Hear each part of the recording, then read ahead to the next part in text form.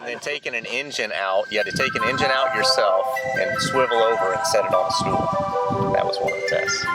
What's the engine weight? 175? A lot. 200 pounds? A Yeah. lot to where I was like, I'm probably just gonna fail this class. Like, let me know when you're ready. Okay, anytime.